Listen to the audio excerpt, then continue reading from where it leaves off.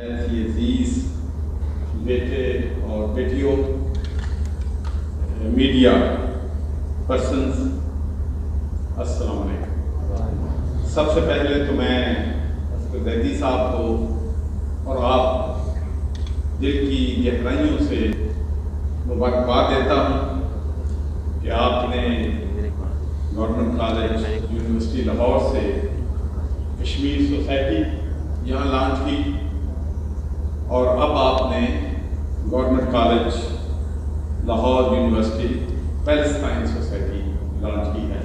آپ ہمیشہ لیڈ لیتے ہیں، تو آپ کا، آپ کی ٹیم کا، اور خاص کر مجھے بڑی خوشی ہوئی ہے کہ آج اس ہال ماشاءاللہ فل ہے، اور اس ہال میں ہماری بیٹیاں جو ہیں بیٹوں کے مقابلے میں کچھ زیادہ ہی ہیں ماشاءاللہ، وہ ہر چیز میں بڑھ چڑھ کر ہمیشہ۔ آج کو جو ٹاپک ہے، اور اس وقت میں سمجھتا ہوں کہ دنیا میں جو 3 ایشوز ہیں جن پہ اب بات کرنے کی ضرورت ہے، اپنا کیس جو ہے ہمیں بین الاقوامی برادری کے سامنے رکھنے کی ضرورت ہے۔ تو یقینی طور پر ایک پیلسٹائن کا ایشو ہے، کشمیر کا ایشو ہے۔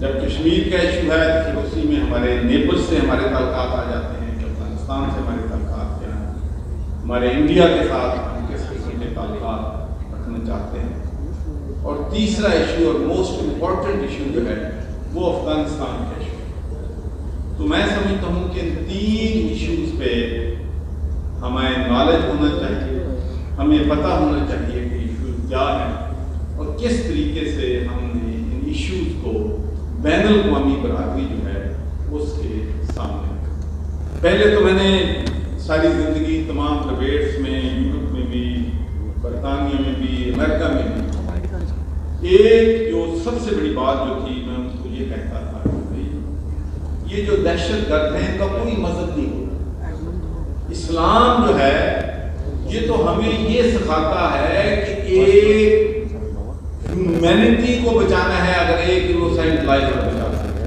اور ایک بے گناہ کا قتل جو ہے وہ پوری انسانیت کا قتل ہے۔ یہ اسلام ہمیں سکھاتا ہے۔ Islam is the religion of peace, equality, fairness, compassion, لو۔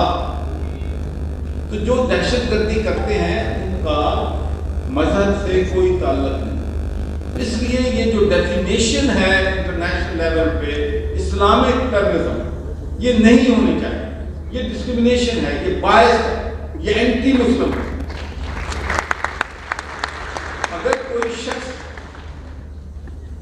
مسجد ابراہیمی میں ایک یہودی 50 لوگوں کو تراویح پڑھتے ہوئے بے دردی سے قتل کر دیتا ہے تو اس کو آپ یہ نہیں کہتے کہ یہ یوش ٹیررزم ہے، اور اگر ایک شخص دھماکے کے ذریعے افغانستان میں کو کرتا ہے، پاکستان میں کرتا ہے، تو آپ کہتے ہیں کہ یہ اسلامک ٹیرر ہے۔ پہلے تو یہ جو ہپوکریسی ہے یہ ختم ہونی چاہیے۔ میں as a former British politician, as a governor Punjab, میں یہ بات ہر پلیٹ فارم پہ کہتا ہوں کہ بھائی جو لوگ بھی، چاہے وہ پیلسٹائن میں ظلم کر رہے ہیں، افغانستان میں ظلم ہو رہا ہے، بے گناہ لوگوں کو 9/11 میں جو ہوا ہے، 7/7 میں ہوا ہے، ہم سمجھتے ہیں کہ یہ تمام دہشت گردی کے واقعات ہیں، ہم کنڈیم کرتے ہیں۔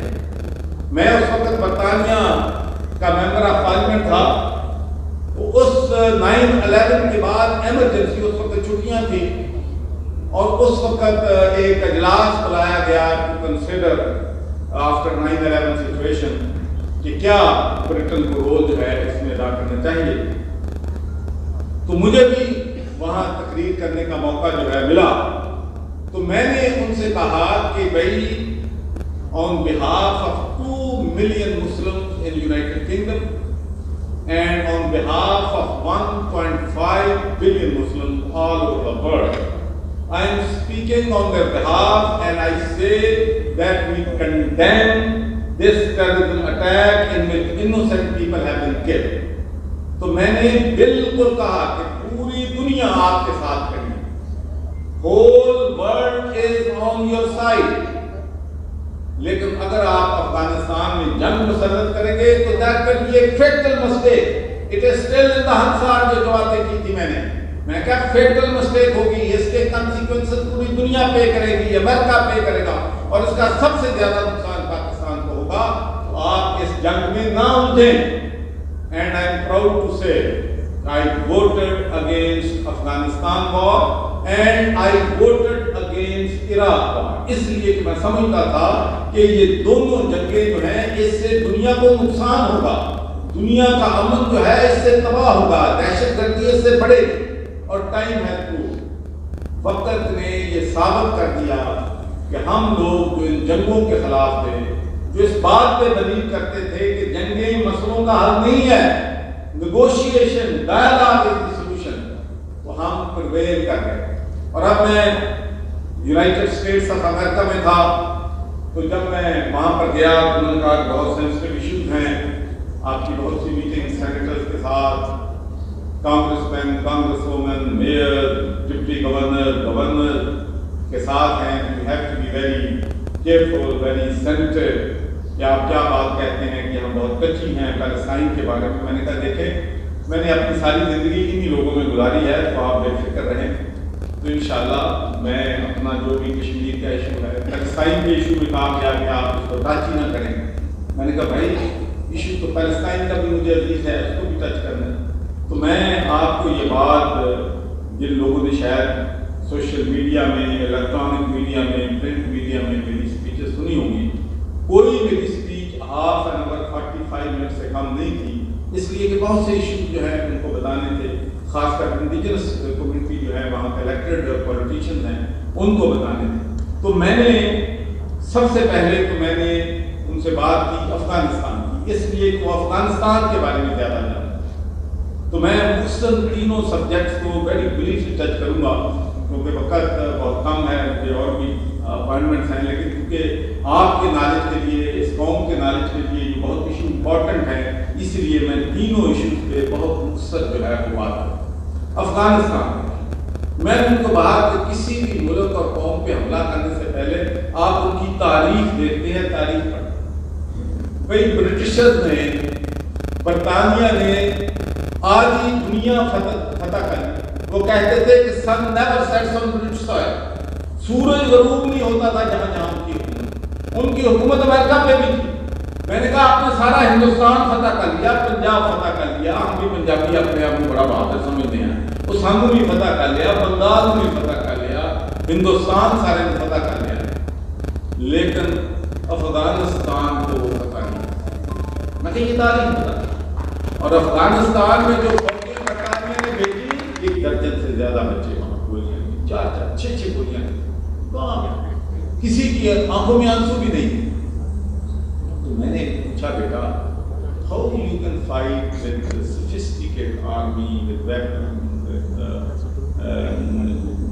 tanks and everything, with کنکریوں کے ساتھ, stones کے ساتھ آتا ہے, تو کیا آپ کو کہتا ہے کہ یہ ہمارے ساتھ وہی سلوک کر رہے ہیں جو ہٹلر نے ان کے ساتھ. جب ہم یہاں سے نکلیں گے ہم پھر موومنٹ چلائیں گے, ہم ہاریں گے, ہم انشاءاللہ جیت تک پیلسٹائن کی آزادی کا, بیت المقدس کی آزادی کا اپنی جدوجہد جو ہے وہ جاری رکھیں گے. یہ ہے جذبہ, ان بچوں کا جذبہ ہے. اس جذبے کو نہیں ہرا سکتے, بڑی انہوں نے کوشش کی لیکن نہیں ہرا سکتے. وہ جذبہ بڑھتا جا رہا ہے, وہ کم نہیں ہوتا, اور انشاءاللہ مجھے یقین ہے کہ پیلسٹائن جو ہے ایک دن ضرور. اچھا پیلسٹائن کی اسٹوری صرف 1 منٹ میں بتاؤں. پیلسٹائن کی اسٹوری کیا ہے؟ پیلسٹائن جو ہے, جو اسرائیل ہے, اس وقت آل پیلسٹائن, یہ اسرائیل نہیں تھا, یہ جو اسٹیٹ نہیں تھی.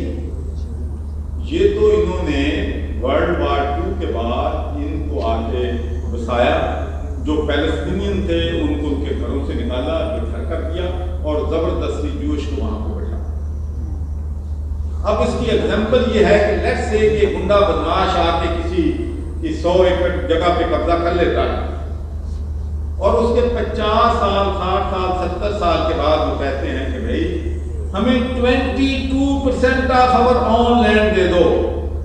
پیلسٹینین کیا مانگ رہے ہیں؟ 22% آف دیئر اون لینڈ. جو پری 67 بارڈرز ہیں وہ صرف 22% ہے اور دی پیلسٹینین لینڈ, لیکن وہ بھی اس کو دینے کے لیے کتنا ظلم ہے، کتنی تربیت ہے، کتنی زیادتی ہے. اور پھر دوسرا نیچرل ہے کہ وہاں کے ہسپتالوں کو بند کیا گیا، وہاں پہ میڈیا سینٹر کو بند کیا گیا، وہاں پہ آرفنیج سینٹر کو بند کیا گیا، وہاں مسجد اقصیٰ میں نمازیوں پہ گولیاں چلائی گئی. یہ ظلم اور بربریت سوچ نہیں سکتا کہ 21st سینچری میں اتنی ظلم اور بربریت ہوگی اور international community will turn blind eye and deaf ears to the fight.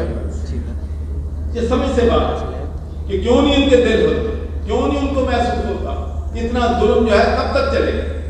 تو انشاءاللہ یہ جدوجہد جو ہے ہماری جاری رہنی چاہیے، جاری رہے گی. اور اس کے بعد کشمیر کی بات بڑی سمپل ہے.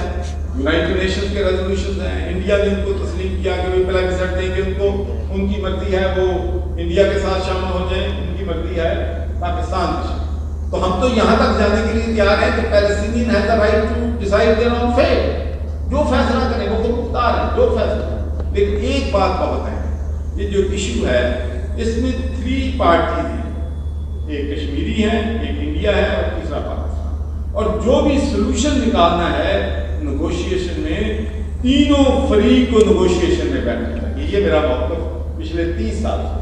جبھی اگر اس مسئلے کو حل کرنا ہے، آربیٹریشن کے لیے جانا ہے، تو تینوں فریق جو ہیں مذاکرات میں شامل ہونا چاہیے. اور اب کیا کیا انڈیا نے؟ بھئی ایک پریزیڈنشل آرڈر تھا کہ جو کشمیر ڈسپیوٹڈ ٹیریٹری ہے ان میں انٹیریئر، فارن منسٹری اور فائنینس کے بغیر باقی ساری چیزوں میں کشمیری جو ہیں اسٹیٹ وہ آزاد ہے. اور ایک اور جو 35A تھا اس میں یہ تھا کہ کوئی شخص باہر سے آ کے وہاں پر جائیداد نہیں خرید سکتا، تاکہ ڈسپیوٹڈ ٹیریٹری کا ماحول جو ہے، آبادی جو ہے، اس کو تقسیم نہ کیا جائے کہ آپ ہندوؤں کو آ کے بٹھا دیں، آپ دوسری کمیونٹی کو آ کے بٹھا دیں، تاکہ وہاں کے مسلم اکثریت والے علاقوں کو اقلیت بنائیں. اور وہ بھی انہوں نے بات، اور اس کے خلاف سراپا احتجاج ہوئے ہیں کشمیری لوگ. اب بھی انہوں نے نریندر مودی سے جو ملاقات کی، ان کا تو پہلے عمارش جو آپ نے کی ہیں ان کو ریسٹور کرو، پھر ہماری بات ہوگا. یہی پاکستان کا موقف ہے کہ بھائی ان کی جو اوریجنل اسٹیٹس ہے، اسپیشل اسٹیٹس ان کا جو ہے اس کو آپ نے تبدیل کیا ہے، اس کو واپس لاؤ.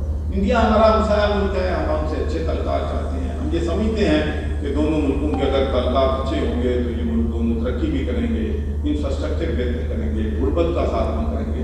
لیکن جو ایشو ہیں ان کو ریزالو کرنا جو ہے وہ بہت ضروری ہے. انشاءاللہ یہاں پر بھی مجھے امید ہے کہ سینس پرویز اور نریندر مودی صاحب جو ہیں جتنا وہاں پر جو حالات ہیں انڈیا کے آپ سب نے دیکھ لیے ہیں، میرا خیال ہے کہ انشاءاللہ وہ بھی نیگوشیشن پہ ضرور آئیں گے اور کشمیری جو ہیں ان کو بھی ضرور ملے گا. اور آخری بات کر کے میں بات ختم کرنا چاہتا ہوں، جیسا کہ میں نے پہلے کہا، خاص کر میں ینگر جنریشن کو، کہ نتھنگ از امپاسبل. جیسے میں نے درجنوں واقعات میں یہاں پر بتا سکتا ہوں کہ جب میں ان کو شروع کیا تو مجھے خود یقین نہیں تھا کہ میں کامیاب، لیکن صرف 2 واقعات بتا. جب میں نے ممبر آف پارلیمنٹ کے لیے کینڈیڈیٹ بنا تو جتنے میرے دوست بھی تھے، مخالف بھی تھے، تو نے کہا کہ it's impossible task, it is mountain to climb, یہ ممکن نہیں ہے. Britain is not ready for a black country, Scotland is not ready for a Muslim M P, Scotland is not ready for a minority M P.